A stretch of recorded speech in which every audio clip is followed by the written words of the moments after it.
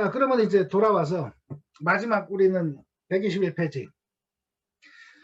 자, 다시 되새겨 보죠. 뭐. 다시 되새기시면은 맨 처음에 이제 그 큰 그림을 그렸고, 큰 그림을 봤고, 얘가 우리가 할 게 뭐냐, 이제 그런 목적이 뭐냐라는 걸 했었고, 그리고 나서 이제 데이터 같은 거, 실제 데이터를 다운로드 받아서 데이터를 살폈습니다. 데이터. 아, 얘는 이제 그 안에 그 파라미터가 어떤 것들이 있고, 어떤 게 이제 그 숫자고, 어떤 게 범주형이었다라는 걸 이제 했고, 그 다음에 눈으로 봐서 이제 뭐 데이터를 이해하기 위해서 어느 지역이 더 비싸고 어떤 데가 이제 뭐 하다 관계 있는 걸 좀 봤고, 그 다음에 수치적으로 코릴레이션, 데이터들의 코릴레이션을 봐서 얘는 우리가 예측하고자 하는 거랑 상관성이 높아라는 것들을 좀 뽑아냈습니다. 그리고 나서 또 했던 건 뭐냐면은 주어진 데이터 말고 우리가 새로운 파생 데이터, 여기서부터 유도된 데이터를 이제 나누거나 곱하거나 더하거나, 더하기는 좀 그렇긴 한데 곱하거나 나누거나 뭐 로그를 씌우거나 이런 변환을 통해서 좀 관련 있는 것, 뭔가 영향을 줄 수 있는 파라미터들, 파생 변수들을 이제 해냈고, 그리고 나서 그 데이터 중에 뭐 그 순서는 좀 바뀔 수 있는데 비어있는 거를 이제 그 비어있는 데이터를 지우기도 해보고 채워보기도 하고, 그 다음에 그 중요한 거는 키 맞추기는 상당히 중요합니다. 스케일러로 해서 이제 키 맞추기를 해서 데이터의 영향도를 좀 맞춰주면, 이거는 통계적 머신러닝뿐만이 아니고 특히나 이제 딥러닝에서는 그 키 맞추기가 너무너무 중요합니다. 사실 그게 중요해지는 그런 이유 자체는 3장에서 나오는 우리가 사용할 그 스토캐스틱 그 그레디언트 디센트 방법 같은 것, 그 방법을 쓰기 때문에 그 영향이 있다고도 볼 수 있을 것 같습니다. 키가 그 경사도가 다르면은 그 경사도 큰 쪽으로만 이제 그 모델이 파라미터가 변하거든요. 그래서 그 부분 때문에라고 볼 수 있는데, 어쨌든 키를 좀 맞춰주는 작업을 했었고, 키 맞추고 나서 뭘 했었죠? 그거를 모델에 넣었습니다. 근데 모델이 하나가 아니기 때문에 리니어 리그레션도 해봤고, 디시전 트리도 해봤고, 랜덤 포레스트 해봤고, 그러고는 이제 사실 많은 모델을 다 벌써 하셨기 때문에 이제 어디 가셔갖고 실제 데이터 분석을 하시면 되죠. 그리고 나서 그 모델을 적용하고 나서 모델을 조금 더 튜닝하는 방법도 배웠습니다. 그 사람 손으로 이제 하이퍼 파라미터를 이제 있는 걸 바꿔 볼 수도 있지만은, 부지런하신 분들은 그렇게 하시고, 게으르다고 스스로 생각하시면은 그리드 서치라든가 랜덤 서치로 해서 이제 파라미터를, 좋은 파라미터를 찾아줘라고 이제 기계가 일하게 하고 나는 커피 마시고, 이제 그런 식으로 이제 하실 수가 있겠죠. 그래서 튜닝이 딱 됐습니다. 튜닝된 거 우리는 베스트 모델을 이제 컴퓨터가 찾아줬으니까 우리 커피 마시고 딱 돌아와서 이제 할 일은 마지막 하나 남았습니다. 뭐냐면은 베스트를 찾았기 때문에 얘를 우리는 훈련시킨 이 장소에서 실제 쓸 장소로 보내야 됩니다. 사실은 그 중간 과정이 하나가 더 있죠.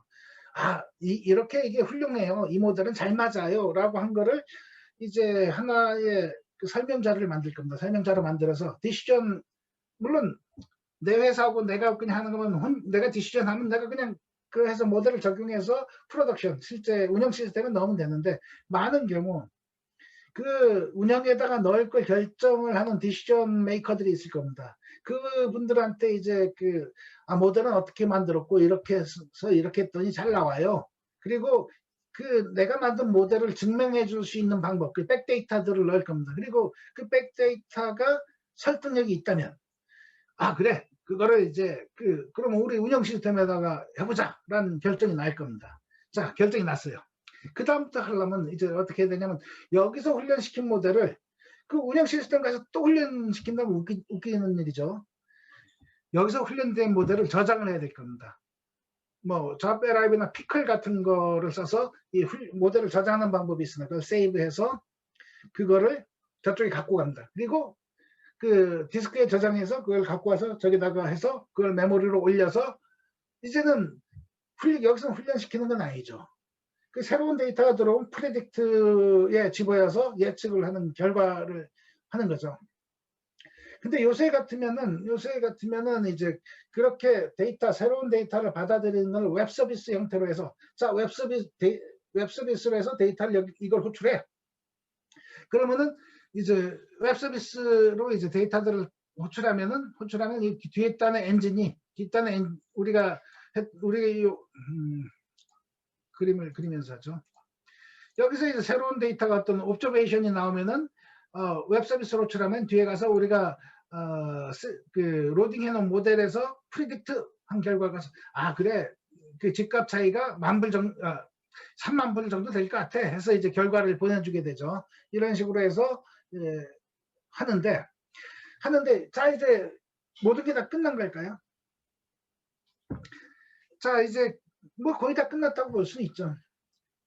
근데 문제는 뭐냐면은 세상은 바뀌죠. 집값은 오를 겁니다. 인플레이션 때문에.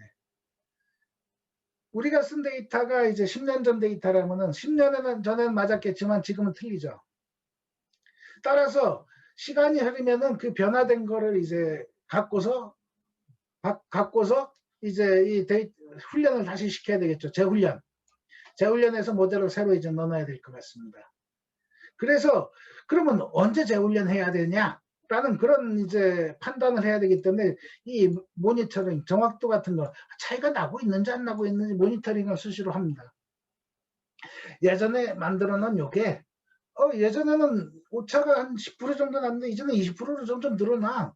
그럼 빨리 가서 그 새로운 데이터들 모아놓은 데이터 갖고 새로운 데이터로 훈련을 시켜야 될 겁니다. 집값이 이제 점점 오르네. 인플레이션이 이제 생겼네. 그러면 바꿔야 될 겁니다.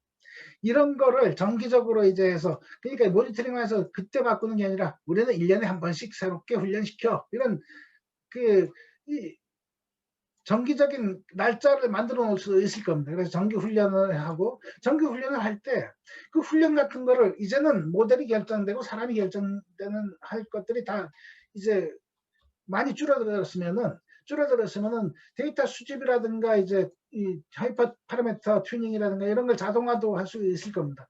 쫙 한번 돌리고 나서 베스트 모델 평가가 나고 베스트 파라미터 나와서 그래 그 베스트 파라미터를 해서 올리자 하고 이제 그런 모델을 자동화시킬 수도 있을 겁니다. 근데 이렇게 새로운 모델을 올릴 때 항상 중요한 거는 백업입니다. 백업. 우리가 새로운 걸 바꿀 때 휴대폰도 그렇고 뭣도 그렇고 그 전에 데이터들을 간직하는 게 너무너무 중요하지 않습니까?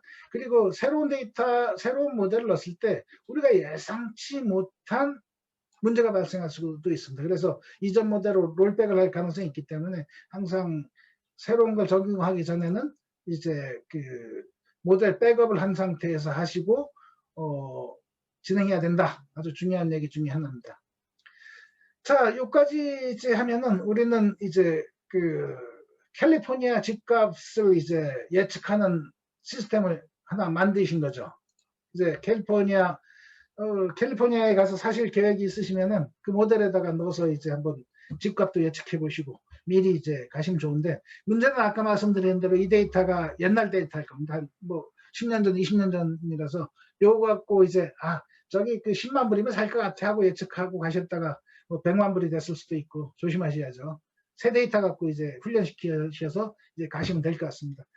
자, 오늘 여기까지 해서 이제 우리가 2장을 마무리했고요. 저희가 숙제가 있습니다. 숙제. 요 125페이지 있는 걸 좀 하시는 거 숙제로 하고요. 자, 이제 드디어 우리는 오늘 2장을 마치고